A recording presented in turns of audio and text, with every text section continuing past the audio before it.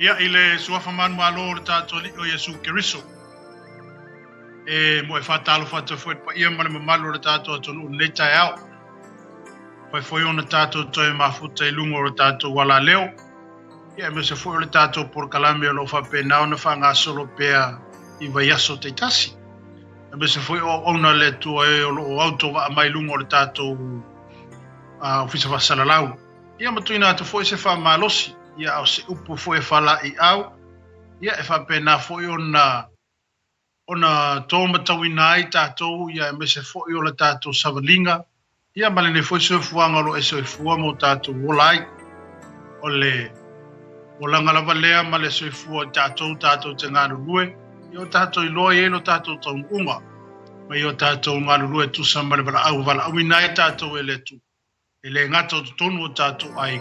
Ia o tonu foi le au male ngā luenga le tu o tofi ei oi. Ua wha mea lofa ina I foi oi le tu. Ia wha pēr nā foi ona tātou ngāru lue matina ina le fina ngālu le tua. Aru tai au nei.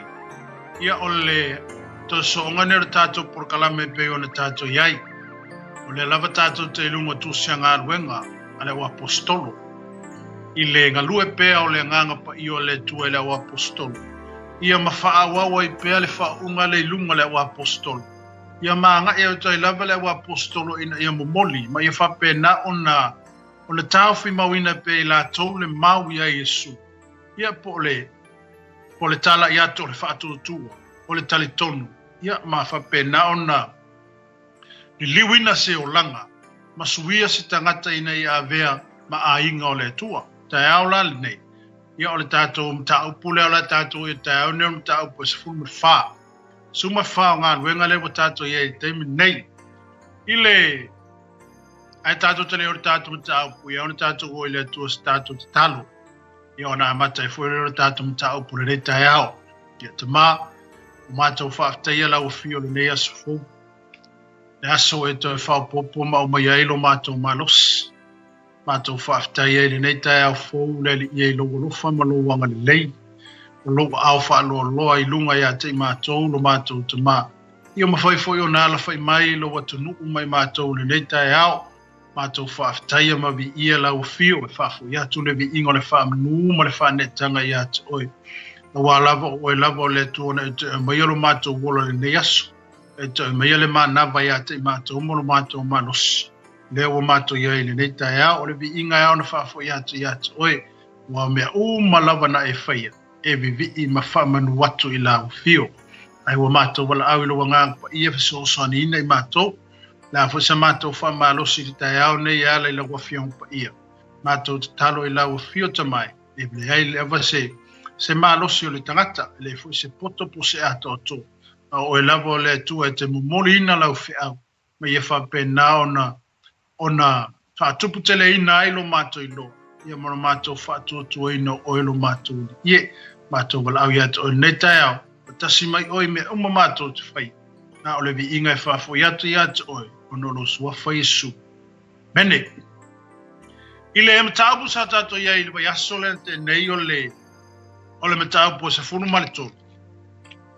Ile te tofi ina o le awa apostolo ele nganga pa ia ina ia o ta la ima ia o e moli mau le fina ngalo le tua. Le la sa tato ia I le tofi ina o Paulo mapana. Ina ua whapena ona whai ale fonta talo le ka le sia masi ia tu nei a uso I luma o le tu. O le tofi mai le nganga pa ia o panapa mpau. O le fina ngalo le o le tu o le tofi ia apostolo I e tolu. Ina ia lao e momoli le tala le ngata tonu I utai. Ia whapena fwoi tangata onu e se e ta ua le tai au nei. A le lau tato ia le mta apo se fulmar wha. I le tutofi ina o apostolo nei me le mta apo se fulmar to. A le ua man mta apo se fulmar wha. O sawa aina. Amene. O sawa aina. I se whamtalanga e lata mai e peo le tato tusiri tai au le nei. E sawaina le kerisiano. E sawaina lo tangata au auna I le tua. E sawaina I tātou pe a tātou moli mawina pe tātou te o e tala I atu le suafo Yesu Keriso. Aleluia. Wan mata upule la tātou tala noa I le tai au le nei. O le mataupu le ina ua atu o Paulo mapanapa matala i atu le finangalo le tua sunako tangata iutai. Aleluia. A o le mele wa tupu i. Mo whapena o na ese a ila ngona o tangata iutai. Amen. I le whai upo le tusi le whai mai. Sai ikondio i la ua. Ua ulu fale whatasi le sunako o tangata iutai. O upu fo ina la unga i ua wha atu o tua ai iutai. Ma eleni e to o tele lava. Apetai. O iutai le whalong. Wala tau whao so atu ma whai tātu i loto tangata o nukese i le auso. Amene. Mai. O le mele o wana no foloa ai la ua matautala wha malo si atu i le fionga letu. Ua moli mau mai o ia i le upu o lona alofa tunoa. Ma ua foa i ia whaia wha i longa ma wavenga i o la lima. Amene. O le vaenga lewa o iele tātou mta upu le tae au lene. O lea wanga i atu lea wa apostolo e whapena o na wholofola ina ma whaamala malama ina le fionga letu. Pe o ne whalefonga mai le tae au lene. O lea wa ulu fale ila ua sunako tangata iutaia. Mai ua whalongolongo tangata iutaia, ma tangata e leni. Wa lato whatu tua mo lato talia ina le upu. O le upu le whatu tua o le upu le ola. O le upu e whapena o na whaaloto tele ina i lato. E ala ili tala inga lea. E ala ili whatu tuanga lea. E ala ili suwafa lea o Yesu. Lea tau fi mawe lea wa apostolo. A wale whaunga lava lea na amata mai il mata au poe lua. O le ngānu wenga e o mai il mata au poe sifun marfa. O lea lava tau fi mawe lea wa apostolo. Ile whaunga lea na whaua i lato ina ua fio ifo. Le mano lea nganga pa i e lunga i ate i lato. Ua mawhaieo na lato maua le malosi. Ua mawhaieo na lato ona whaaloto tele ina i lato. Ua mawhaieo ona toa o lato loto mai le wha malosi le nganga pa i o letu. Ina ia awa nei titina ina i lalo. Pe awa ina ia awa nei tu ina i lalo. Le moli ma wina o le swafo Yesu Keriso. Amene. A whaimara whai upo e lua. Apetai. O iutaia le whalong. Wala tau whao so atu ma whai tātu i loto tangata onu ese. I le auso. O le mea lea ua nonofo loa ai la ua matautala wha malo si atu i le fionga leli. Ua moli mau mai foi o ia i le upo lona alofa tūnoa. Ma ua foa ai ia whaia wha i longa ma wavenga i o la lima. Amene, o le ale mea leo tupu i tala inga ale o apostol. O Paulo mapanapa. Amene.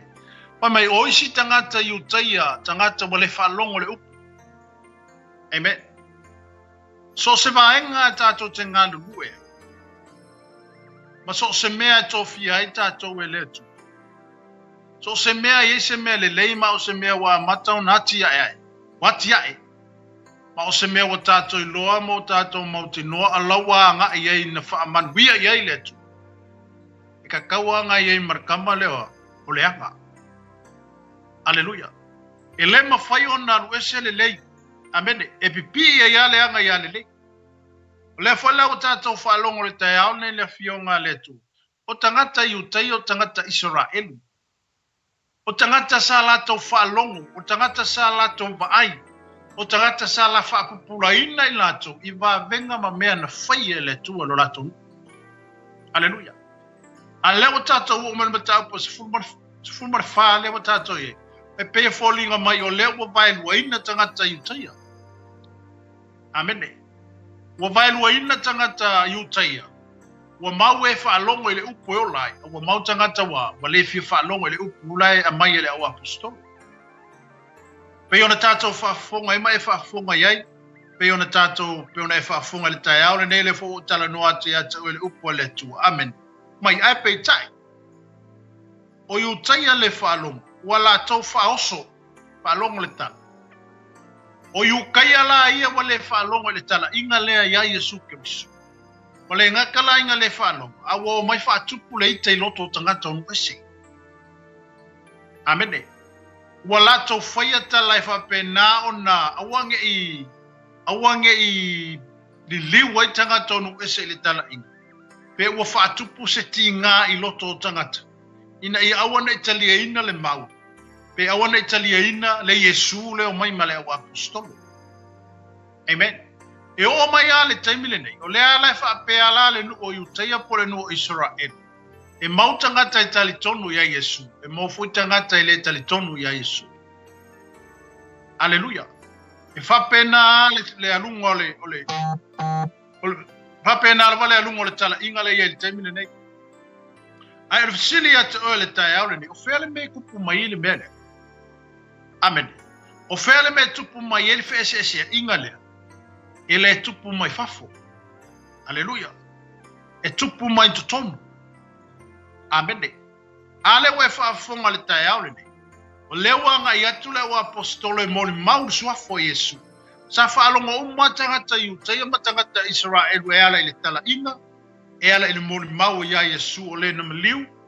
E ala i whanau mai o Yesu i whale o manu. Sa whaalonga umatangata Iuteia. Amen. Ai ole mole fase seina. Amen. Ele finga tano fase seina tangata. Amen. E whainga o fie ono fase seina le tangata. Pe ale tau fi mau o ia le upu wa o au inai o ia. Amen. Ole upu e olai. Ole upu e taoso inai. Ole upu e fatu o tua. Ma le upu e olai. Aleluia. Awa leo tatou whaitau le fionga le tua le tai aule nei. O leo tupu fe vai inga po wa tupu ia le pe ua le fia le si afo yukai. Il tala inga Paulo papanapa. Ai fisilia te o le tai aule nei. O fele mele kupu mai ele mele. Ele o tupu mai fafu. Amende. Ele o fafu le mafu anga tupu ai fa le tonu le o le tupu to tonu. Aleluia. O ko kongu le punga mai ai le fese inga lea. Aleluia. Ato mai foi tono o langa kerusiano malo tatou wala wina. Fa pena umare ngā solonga ma le fa solonga o le lalulangi ma meo lo tatou nganu ai. Amen. E ala na fese ai o tatou kalesia ma meo lo tatou nganu ai. E mafua ono ole me sau mai tono o tatou loto. Aleluia. Amen. E vava ai foi le si tu ava ia tua. O mangaia le kua a mata on family le tua. Wa mata na place le tua le foi ministry. Wa mata foi ona yai le nganga pa io le tua wana ngalua ina. Ya, fa pena foi ona a kensa yeli si vainga pigele malili e nga ia. Amen. Ai o fina ngalo male manatu le tua. Ina ia ngā lulua i tātou uma mole ati na e ino lona finangano. Aleluia. O le ale vaenga o le olanga kerusiano le tangata ma le mangaluenga o tofi ai. Afa pewa e vava i atu a mata ona whamanuia le tua i lea ngā luenga ma lea ngā luenga. O le ale memo o mia tātou support. Aleluia. Tātou teo e tua ila tātou langolango. Tātou teo e tua ila tātou whamalosi. Tātou teo e tuku iai lo tātou tau au ina ia lifilu. Amene. Le ngālu wenga wa tofi ai tātou. Wai o ngālu wenga umai e tātou te ngālu lue. Tātou te le o ngālu lue i sisi mea. Pau wale au ngama le wha moe o lo tātou ngālu lue ai. O le tātou ngālu lue ina ia tu ina atu le vi inga ma ia si dia le suafo Yesu. Ina ia wha manuia mai le tua i tutonu o lana e kālesia. Mo ia se ingo e kālesia. Ai tasi a le aunga ma le wha moe o lo tau la i ai la tātou savaringa. Ma le tātou tawhitulinga o le ola e whavavau. Ma le manuia atali o saunia Yesu mo tātou. Amene. E peila le tātou mta au puri tae au le ne. O leo wa tupu le whewaiwai inga i tutono le tala inga Paulo ma panapi.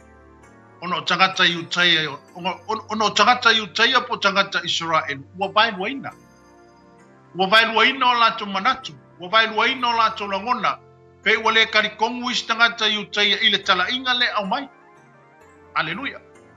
O me foi le foi mai ele fionga le to pe ona tatu tala no le tai aule ne. O le sina afale. Wa amata ona la to wo fati nga loto isi tangata ina I akensa le tala inga le. Pe I awana Italia ina le tala inga le au apostolo le au mai. Aleluia. Ai no foi mai to ma fau. Ile a o ia Yesu molona au so. I le tolu ma le afa tausanga au ia Yesu lana aluenga wha missionar. O fea le mea na wha o so ina Yesu. Aleluia. O fea le mea na wha o so ina Yesu. E lei wha o so ina Yesu pe nga wha laka inga Yesu I kua. Amen.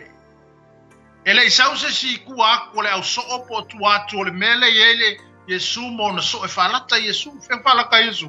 Wha laka Yesu I kukongo longa au so. Amen. E mawhanga na mawhanga. E ai whakas. E kalangoa whakas. E sea le fionga le tua. Amene. Whengalenga lea. I alale mena nga kupu. Sau warki apolo whase. Aleluia.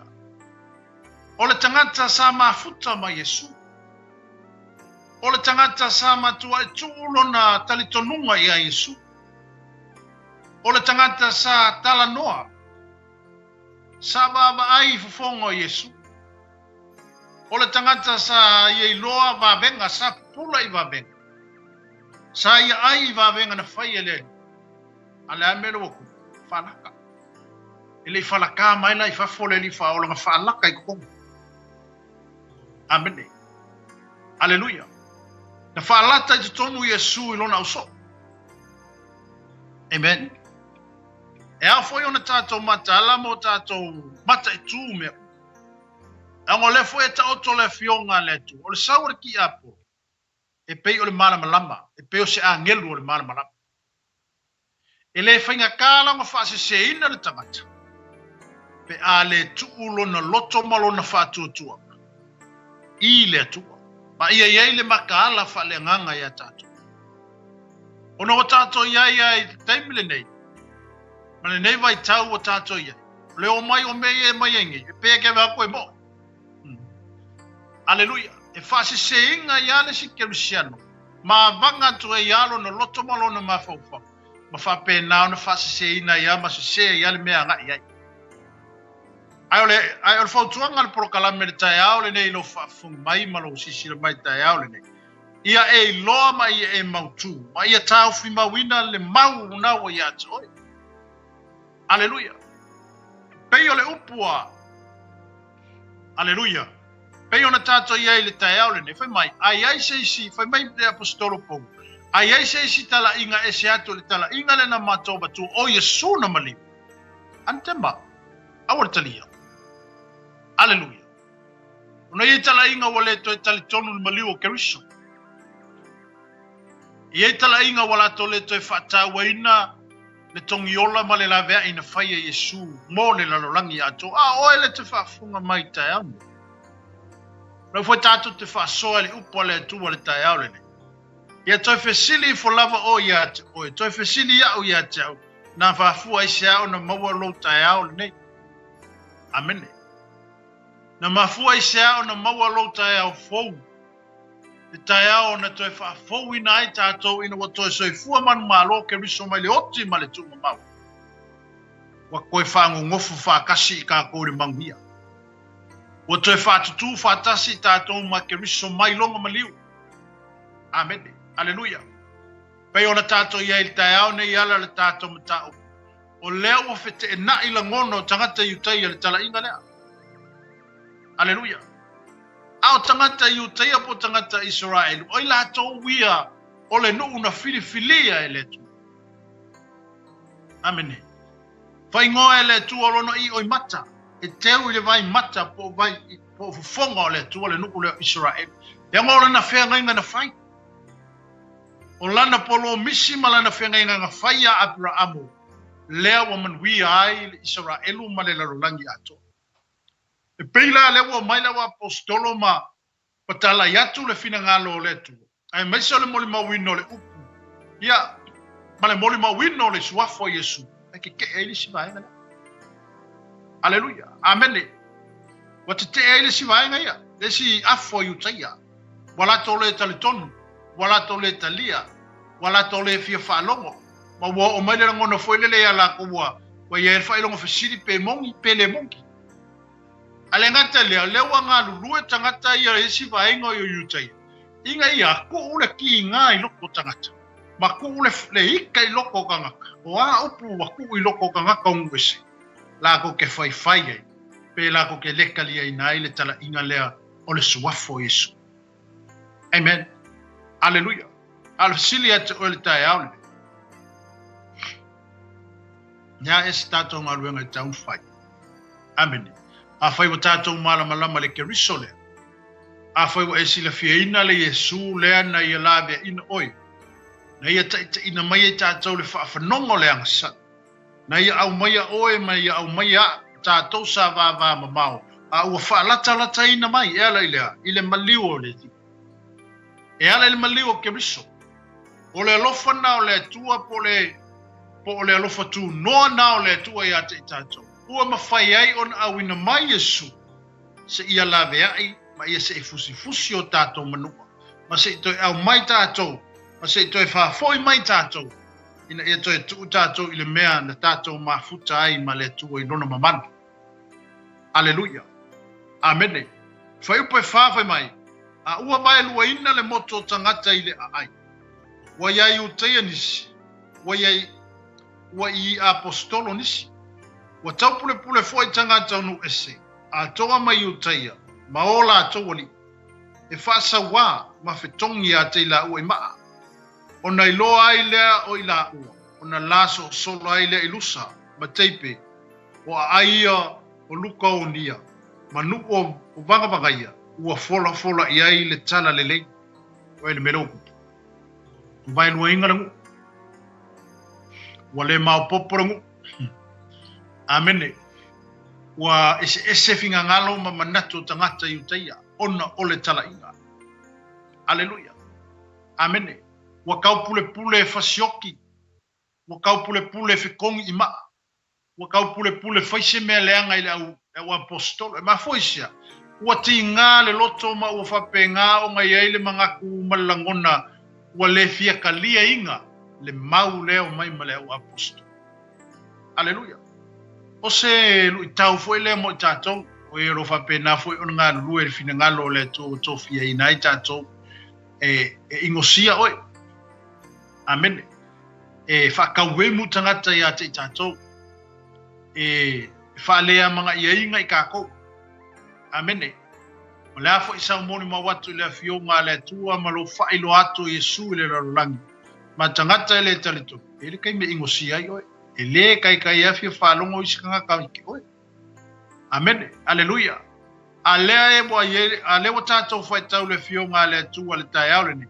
E le ia vea la mea ia. Tau fio fia ai lea. Le moli mau peo le suafo Yesu. E le ia vea ia le whai tionga. E le ia vea ia mo meo whaamatau mai. E le ia vea fo i le tūlanga o le a fasioti le au apostol.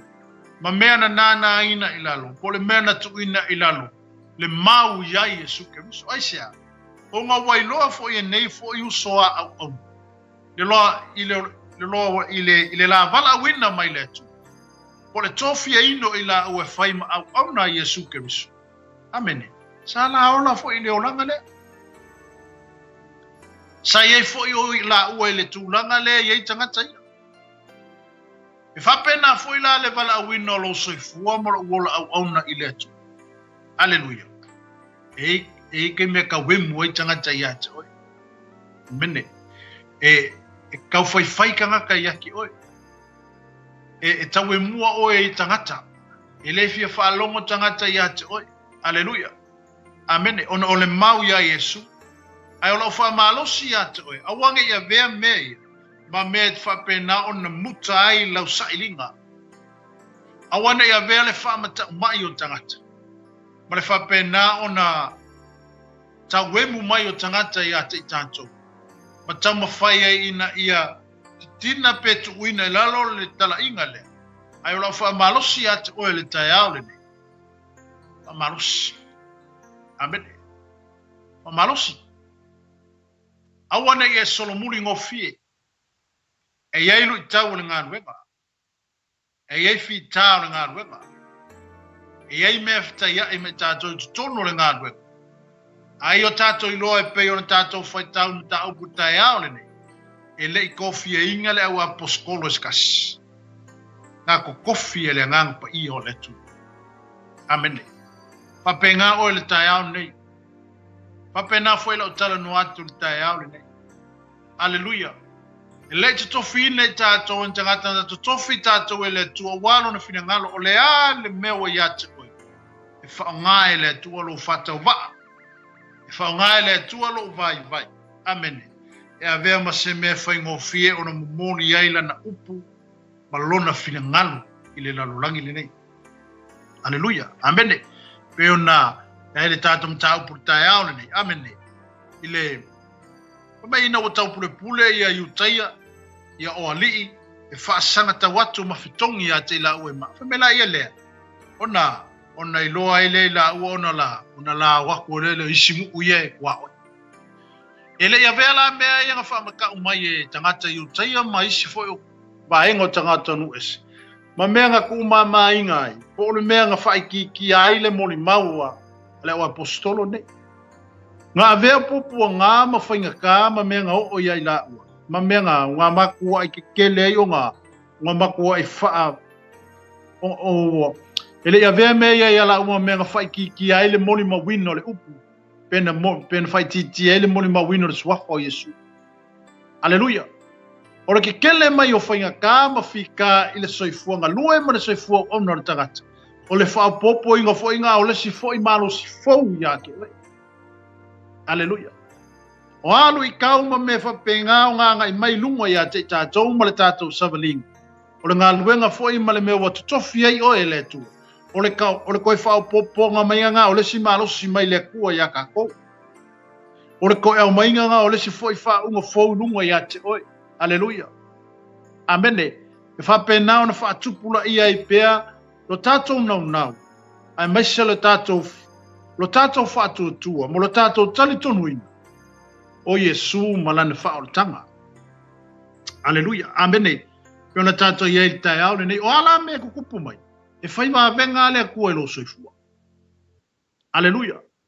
O ame tutupu mai lau savalinga, o ame tutupu mai le tātou tauwhitulinga. O afo e me tutupu mai i lo tātou wola, au auna mo lo tātou wola sa ili i lea tua. E whaiwa venga lea kua ia kia. Amene. E whapupula au kako maka i whakakana i hai e le tua. Aleluia. E le tuine i lalo e le tua. E le mawhai o na tuine i lalo e le tua. Se unga pepe. Amene. O le afo se moli mu i titi. O maia, e whapupula e le aku. Aleluia. Amene. E au mai e le tua, mea uma. E fua ina mai e le tua, mea matango fie. E au mai e le tua, le tamau a inga ma mea uma e wha tamau a inga ei tātou. A wale fe au malenga ruenga wa wala uina ei tātou e le tua. Ole tala inga la le au apostol. E le ia vela mea ia na wha matau mai a te ila. Ma mea na wha la mai a te ila ua. Ma mea na tau fia ai lea. Mea na tau fia ai e fina ngalo le tua. Aleluia. E le ia vea mea na ma mea na wha pena o ngā kongi ele solo. Pe ia vea mea ngā ma mea ngā wha penga o wha mawai. Mai le ngā ruenga. Ma le wala wina e le tua o wala wina ai.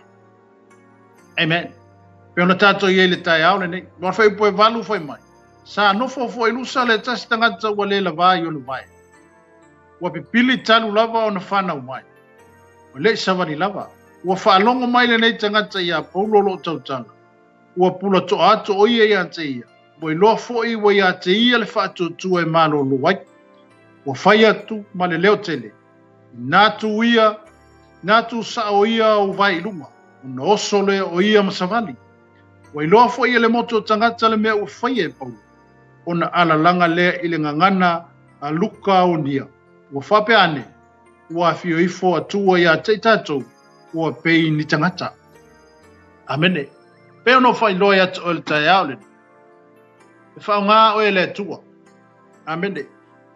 O le a le tūlanga lo e iai po le a le mea wa iai o e le taimile nei. Ai a tātou nau mo tātou a tātou nau ma whape nau na tu ino tātou loto mai o tātou talia ina le Yesu le. E whao ngā oi. Amene. Whao ngā oi. E whao ngā oi le tu ono lea. Lai sila fia le a kua le meanga i eilo loko. Amene. Ele si sila la le kua le kele un kamau ainga po angi me wa kakoma. Ai si sila le kua le meo lo ielo loko. Amene. E sila sila le kua le meo lo iele loko kako. A tātou loto la i le tu. Mo tātou whamaoni i le tu. Aleluia. O le ale tu langa o lo tātou iei. E whaongai le kua kako. Amene. Wa mai, e whaongai le kua me vai e whamai ngai me o ea pupoko. Aleluia. O when menga fili mai ei le kawika. Amen. Ele filifilia kawika i songa malosi. Ele filifilia kawika i songa ka mau ainga mangi mea ngai maua. Amene. Ainga sila le kua i le loko kawika le mele i ka ki ele loko kawika. Ke le loko. Aleluia. Wale au ngaraki ke leo maso ere kiki loko. Aleluia. Amene. Amen. Polea fole ke leo kako kigo mo ke leo kako maso. Ai ala kiki kako loko. Ele se me kako ki faya. Amene. Ai ole loko e faya me uma. Aleluia. Ole loto foi na filifili ai ele tua tabit. Na me faya ai ona filifili mai ele tua tabit. Ona sila le tua ile me ala ile loko kavika.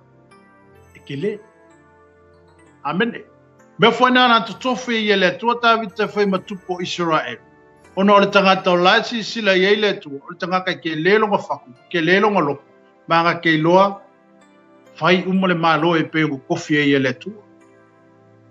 Amen. E peila le tātou iai le tai aunene i le tātou tala noa fo i ala fo i le whasoa le tai aunene.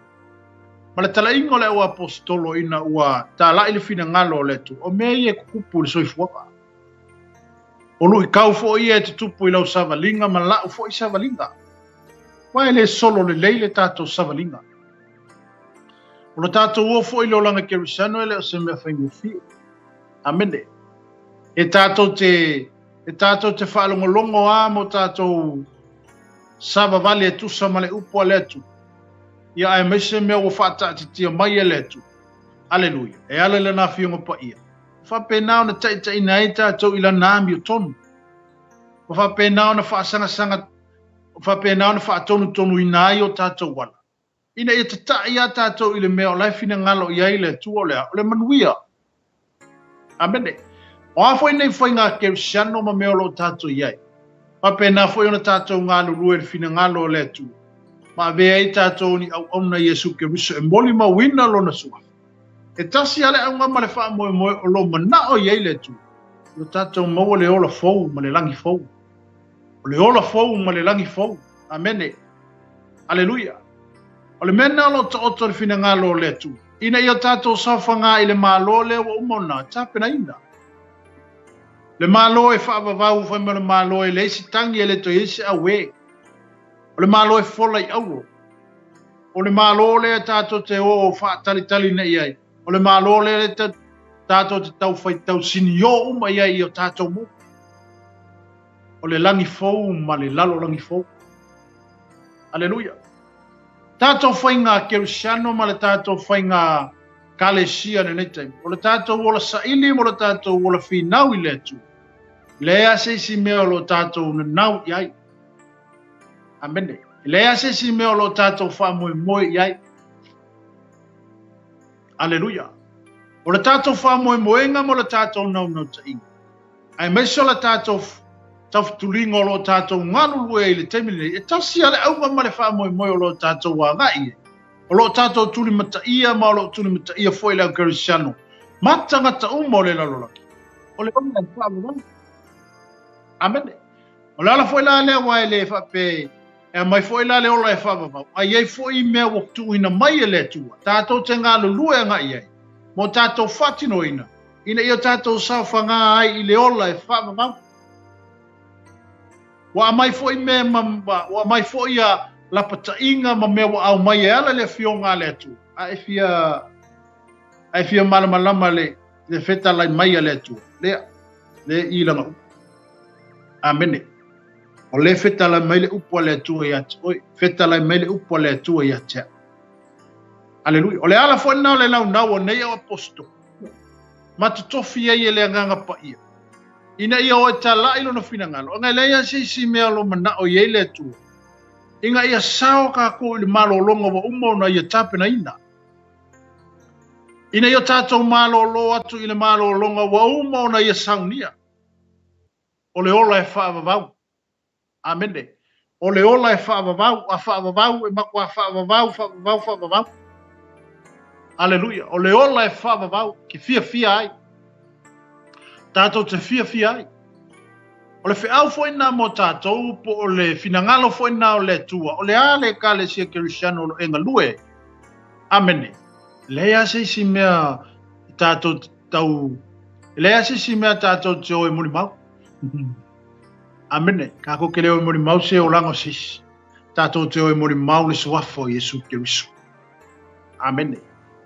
Tātou te oe muri mau le Yesu lea. Pei ona tala ina le o apostol. O whaelo atu le o apostol le ngata te tono yutai. A o le lalolangi maturu ingo le nei lalolangi o lo eie. Le wai mangui e kai au nei. Aleluia. Le foi wo mangui e le tai au le nei. Ona o le tala le leilea. Po le suafa le o Yesu. O le moli le o apostolo po le tala i e paulo mapana pen metapu sumarfa. Amene. Ina ia li leu tangata. Ma whao la ina tangata, ma ia tuu le whātua tua i o lātou loto. Ina i o lātou whātua tua i nai, le Yesu lea na maliu. Amene. Ina i whapenao na tua i o lātou loto, ma tasi o lātou whātua tuanga. Ma ia whapenao na iai le ngā lala i o lātou tangata. Ina ia nau ai i le upu e ola ai. I whapenao fo i le tātou fo i wholaunga. Pena fo ila tātou fo i whainga Kirisiano ma le tātou savalinga. Le ale wala au le tua i atu. I e wha maoni lo wala wina. Amene. Le a fo le tu te watu tofi ei tātou e le tua tātou te nganu rui ei. Wha maoni ei. Amen. Pe ingo si ai o i le mea ngā wala au le tu. Pe tau lea ngai nai lo ingo i le mea wa koli nei au e le tua te nganu ei.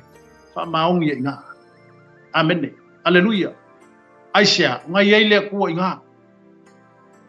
Amene. Nai ei le tua ele mea na te iai. O le ei le tua ele mea leo te iai. E leo mamao le tua mai tātou. Aleluia. A le ase ngā luenga wa te tofi ei o e le tua. O le afo se te ute o se whaiva wafo ina mai e le tua o te ngā lue ngai ei. Ngā lue ei. Amene. Ngā lue ei. E iei le aso. Aleluia. Le aso le tātou te whaatali ai. Amene. Le aso le tātou te whaalongolongo umai. Aleluia. Le aso le tula i mai ai. Su ma whapea mai le au auna le ie ma le whamaoni urufale. E le ka ua ka ko ngi whaifi au po ngi sui whaifi au ngaso. Wa bea wa whae ngoi nai tātou le taimile nei ngā lue ai. Au le aso le tātou tutu la i lumo le tua tasi a le tala. Tasi a le upe ta oi tātou e le tu. Au auna. Au auna le ie ma le whamaoni. Sa e whamaoni no moni ma wingo lo usumafu. Ufale. Aleluia. O sa bata inga foi mo tātou le o Kirisiano. Awane e manatu mamai se mera pape wala i titi wa vati e te tenga lue. Le, mai gane ako. Aleluia. Amene. Aleluia. Io kusa ile kua le me ke le mo le me la kiki. Ale me la su e mai le tu e kako. Faa maoni. Aleluia. Wale o ngale va kon me la po e ki o e ke le fa maoni. Pe va ko se me la kiki ke ngalu e ke le fa maoni fo. Pe o te le fa maoni fo. Wala fo se me mai e ke o ke le fa maoni. Pe la kiki pe ke le o le fa maoni. Aleluia. Al fina ngalo na o le tu. Me foi nalo ta oto ele fina ngalo le tua mo lana au fai ngalo e me se foi tato o ero mo ni mo wina le suafo Yesu ina io tato fa maoni le tute o tu ina mai le tua tato te ngalo e pe o kofi o nge au so pe o fa wa mai nge au so e tala inga ia Yesu Kirisu e pa wa so olenga fa le kongi au yuka amene. Pau wale o le so'o ngalu ese ma na ese le mea ngalu anga ia. Inga wakoya kamai le so ole le kaminga ye fala kainga Yesu. O le saunga. Haleluya. Le mele ngaro elo yuka. Ango pule le ola. O inga mo mosa wele pule le ola. O yuka. Arua irunga le la au si seilonga ua se kulo. E fai tau le fionga le tua il whanguanga e kau kongo le fionga le kua le whangua le toto. Amene. Whanguanga sisi ai e yuka nga ia. Aleluia. Amene. Se le me ku yai longa mu. Se le me ku yai longa loku. Aleluia. Se le me ku yai longa mafau fau. Se le me wa ia whaakanga inga. I lona tangata. Hapena foi le tātou o langa Kerusiano mo le tātou o langa saili le tua. Mo i o le kako ke kaukisingi o mo tātou ngā lulu e fina ngalo le tua. Ai au mo fai loa ia ki oe le tai au le nei. I e whatanga ina mea e au mai e le tua ia te tātou. Aleluia. Ka pungi lo fai koko ai whaaso songa le larolanga. Ka pungi o kako fai koko ai ia vangoa kako ke kakala inga re ki Apolo. Ongo mea ngai sawa e lore ki Apolo. Masa o loko i o kako kakaka. Amene. Onga kako fai a role o fai unga sese. Mo kako fai a kongu sese. Amene. Ina wa tātou whatanga ina le ti Apolo. O wa tātou whatanga ina le anganga leo sakangi. Inga ia sau ko kongu ya ke kako. Kia ngā o sakangi e ngā ua e sila fia le ki Apolo. Sakangi le malolo. Amene. E ke moe. E ma kau sami. Ia. Ma e anu ke ka whao. Sakangi 24 hours. Lua su whai ku lai pefu solo e kamane. Amene. A luaku o e le maua o. Nga i mai ake oe. A le sau e le sau e ake oe. Suka sisi me whai sisi awala. E a nga i mai e le malolo. E le kai malolo ai sea. O langa ia lea walava ia lea ngā luenga e whai. O longa whaasise. Mo longa ke engol suafo Yesu. E ke le fia kalia. O le suafa le lengo i lalo ai. O le suafa le lengo whaia inga ai. O le suafa le ngama ko i lalo popo ai. Amen. O le ala fwela ala o le sawar ki Apolo o le sawangi. O le malolo e sia o hika ki ngā le loko. Amen. Lai vidi ki ngā mai ia. I le kaimi ngā la kau ia mai Yesu. Amen. Ele malo. Ele bang malo. Ele kuwa Yesu sa bango. Aleluia. Ele whakanga Yesu sa bango ia e fai mai ese mea se whaaso songa po se ase mea se ia Yesu. Ele malo ia Yesu. Ala sa mingi bayarar ki Apolo ka mingi lalaki. Amen. Ai asa mingi bayarar ki Apolo asa punga ki o ya ka kala elo wa bango. Ya wa engi va ko foi mo. Aleluia. Amen. Aleluia. Ayo tato matala. Ma yo tato talo pe yala il so ni mai o le nganga o le tua ya te tato. Amen. Awan ko ngai lalo la mau. O foi ne tu ina lalo lo tala ino le fina ngalo le tua. Amen. Ya e fasoa ma ye tala. Aleluia. Amen. A pe fo le mafinga e kala isa vali. Ya e fo ia no ai lunga tato ala leo fa sala launi. Ya tu ina to e fo se upu fa malosi. O se upu mori mau, o se upu e whapena ona toi ati e ai se loto stangata, o se upu e whapena ona toi whaatuku wai le whaatu tua, o le upu e whapena ona toi whala i au wai le tangata o le atu. Ina ia mausali pea le Yesu lea i ate tato. Aleluia. Amen. Ngai le malo lor ki Apolo. Pati atu e le malo lor ki Apolo. Kai mi uma, aso uma, kai mi nguke. Le malo lor ki Apolo, a saunar ki Apolo, le malo lor ki sia. Le fai ngo fi anga ateka kor ki Apolo. A saur ki Apolo e se bela ye ko mafo fomo ka ko. O awala nga su e mai ki Apolo. E fa pega nga sau ateka ka ko. Ma sau e ku mai nge kala ku sia bango moia. Nge e fa kangai o ia ya ka ko. Ai fa pena na ya te tatou le matala fa le manga. Pena na ya te tatou le ia i o tātou mata i tuina, ma i whapena o na tātou vava ai, ma i o tātou ai uma i tu uma, o me anga i mai ai le ti Apolo ma whaasosonga, i lo soifua ma lo wola. Aleluia. Ai a mau pea o tātou loto i le atu. Mau pea o tātou loto i le li. Awana i malue lue ina lo whatu tua. Awana i malue lua ina lo tali tonunga. Ile atua lea.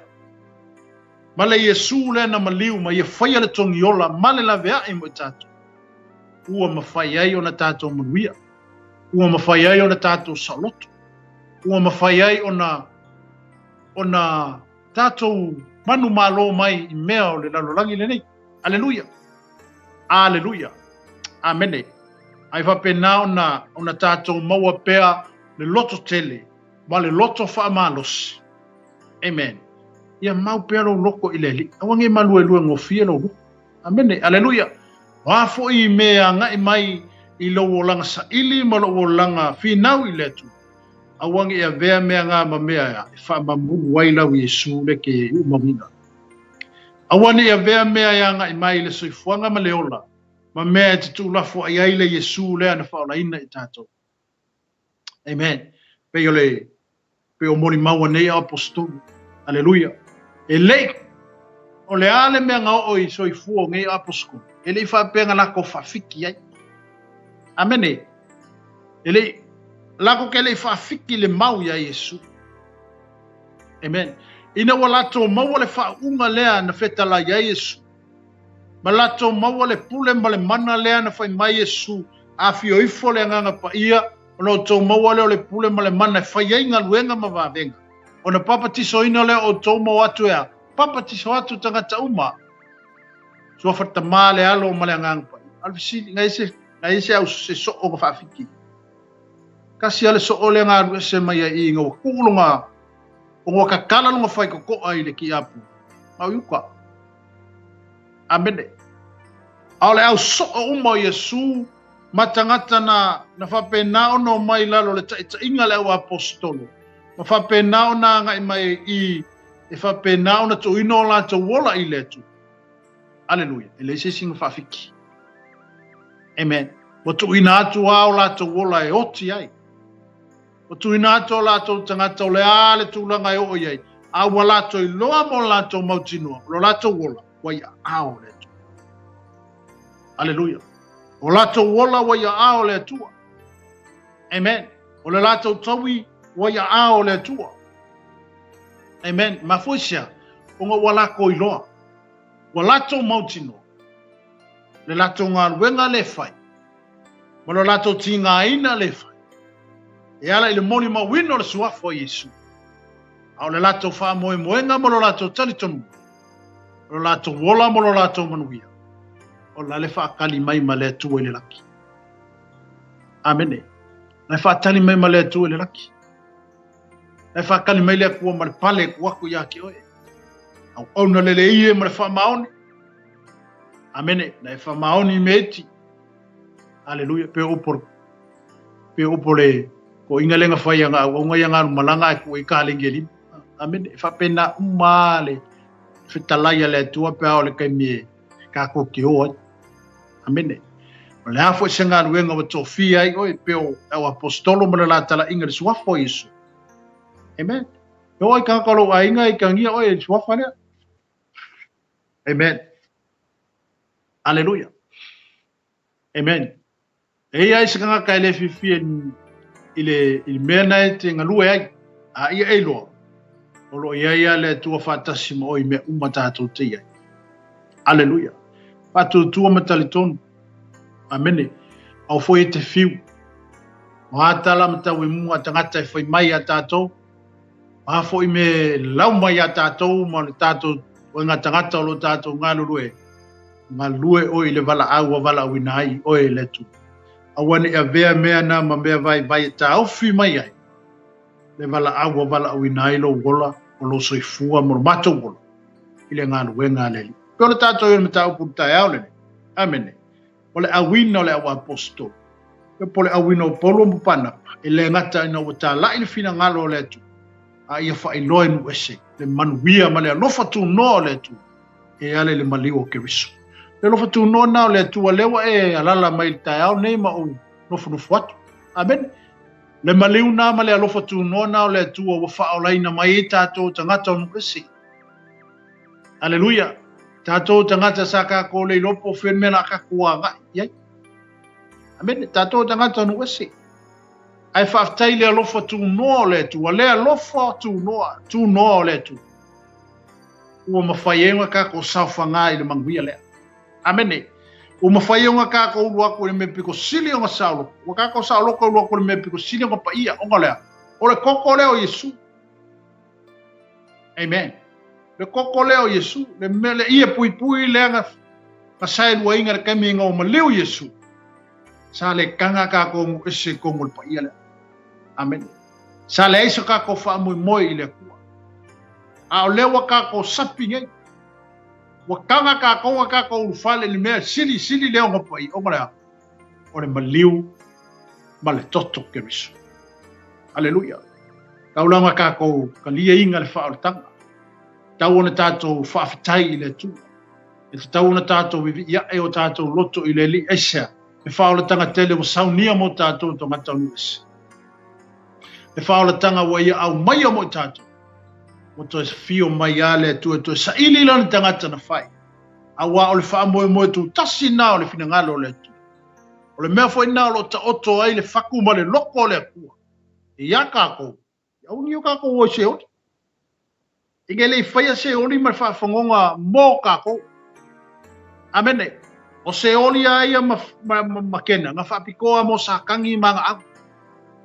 A o le langi fou ma le lalo langi fou. Le manuia tali ma le whaavavau o sauni e le tu.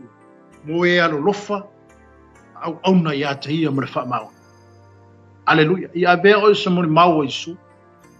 Ia vei tātou mai e moni mawina fina ngalo o le tu. Amene. O a me o mai le soifuanga ma le o langa le ne. Ia e tau fi mawina le mau ia ke riso. Tau fi mau. Aleluia. Ia tātou tau fi mawina. Le mau ma le whaalatanga wa fua. Ina e le tu. E ala ilo na alo e to tasio Yesu ke riso. O lena maliu ma lena ia tongi ola tātou wangsana. Ua whaasau ina mai e tātou le whaafanonga ma le oti o le nei lalolaki. O le mori maunga le akua mo le lalolaki. Amen. O le mori maunga le atua mo ka ko le lalolaki. E ala ilo na alo Yesu ke riso. Ala mori maunga le atua. Lea wa fua ina mai lo na alo e pito silo na pele ilo na loto. Ai wa au mai le moli mau ngā le kua e moli mau ai. Ka ko ke moli mawinga ai. Le maliu o ke riso i le lalo langi. Amene. Ele i whapere pele ina e le tono na alo. E ui anga pele le alo le kua e lunga lunga. Ai sa sili ako nga maua lunga le sila le kua. Mo le lalo langi a koe kua keni. Ngai lolo ngā alo e kua kasi. Amene. Wa fua ina ai Yesu ke riso e leise ang sala. Leise a leu, leise leaka. E ma wha ai wa Yesu i tu langa i atu. O e mau le tangata parapala ma le tangata i le lea. O le tangata nga sala ma le tangata whale tu. Wa ia tau ave ino o tātou whale tu. Wa ia tau ave ino o tātou leanga. Ma ia wha e uma o tātou leanga mo tātou nga sala i le ao Yesu. E alu ma Yesu i lungo le satou. Amen. O le fina ngalo nao le tu. Ina ia. Ta wami o tonu wina i tātou. E ala i le maliu o ke riso. Aleluia. Le wa vea o e mami o tonu wa le tu. E ala i lona maliu. Ma fia e fo ia au ma mami o tonu wa le tu. E ala lo tātou whaatua tua. Mo lo tātou tali tonu wina. A toa mo lo tātou whaatua tua ina. O le alo o le tua soifua. O le na maliu ma whalava au lungo le satau. Ina ia ola oe. Ia ola lo ainga. Ia ola tangata. Ia ola Samoa. Ia ola le lalolangi ato. E ale le maliu o Yesu. O tala inga nā le o apostol. O se tala inga foi nā o whataatia mai se ala fua mo oere kerisia. Ma tātou o tangata ua wala wina i te tono le ngā ruenga le tu. I o tātou whaia le fina ngalo le tu. O le ale me le fina ngalo iei le tu. Whailoa. Tā lai. Mori mau. O whapena o te ina mai a sianganga. I tu tonu o le ainga o le tu. Amene. Manatu Samoa ia o le tātou porkalame nā nei tai au. Ia vea oi o se mori mau. Amen. A vei tātou ni mori mau. Ia vea foi tātou o e whailo atu matu whatu. Le upu ma le fionga le tu. Le ngata ina i whaolaina sianganga. Whamalosia se loto o tau vai vai. Amene. Ma i whatupu ina lo tātou whatu atua. i le ali'i o Iesu Keriso. O ia lava na ia whaia le la vea. O ia na whaia le tongi ola. Ma whaola ina e tātou. Mai ianga ma se sa tātou uia. Ai o toi au mai whatasi tātou e ala ilona maliu. Ua ma whaiei o na tātou ma futa whatas. Ua ma whaiei o na tātou a inga whatas. Ua ma whaiei o na tātou ngalu lue whatas. E ala le sota inga ile maliu o Iesu Keriso. Amene. Nei tai ao, ia o le tātou porkalame nā nei tai ao. Tau ina ianga le leile tu e lau whaafunganga nei tai ao. Ia utu pupu ina fo i le upu. Ia ma le poto le tua. Ia o tātou ngālu lue fo i mai o tātou vava ai. Ia o le si fo i mea ia wane e whaatanga ina ni mea se i o tātou loto. Aleluia. O ne whaatanga ina le li o le lanolangi a tātou. Amene. Wa ye ke me sawai le sakangi e se foi le awala sawai al faso songa e kase sawai ai sui sawai ai o tato lo mo tato matala amene eu po Yesu no fai on so ya matala matatalo ina nei o mai faso songa ya to e na foi se la ngona al tao ne tato por kalami no tato matala matatalo wa makanga luluinga me ngai kai amene wa mata ona le au faso solo atu lava ina ona ngai mai por kalambia le tua ia ma fatu langa por kalambia le tua ia mau ato ia le tau unga o por kalambia ma mewa umana fata atia le tua ala le na fiong pai amen ia ta tol neta ia ia talo tu ile tua ma se falinga ia te oi mene ia e loi fo imelo a ngai mai ia ma melo fa pena o mewa umana tutupu ma meo lela ngai mai o meo lela ia ma meo la faso solo kula ina fata no ina por kalame ma fo fanga le tu la langi nei aleluia pe naona tato ngalo lue mo tato fina ia mau pele Yesu le tato lot amene wona ima lue la mau o fo ina ma lue ia mau salilo fatu tu o lo tato tali tonunga o ia lavo le li ole ola o ma fai ai ona tato manuia mo tato mau le ola fa va o mo sauni Yesu po Yesu o le to vale o to loto to fatu tu ile atua e fatu tu fo tato ia Yesu awa tele a me ro o ma sauni Yesu que le foi meu o ma sauni lo kama en ngofo ai ka ko na ale lang ia le tu lo soifo na foi le vala awa le tu lo won ai o mai le naso ma le nate ia o lo tato pi per il sa o lo tato ye pe tonu le va amene pe naona so son me pele tu yo tato lot nem fa lot te le ine tato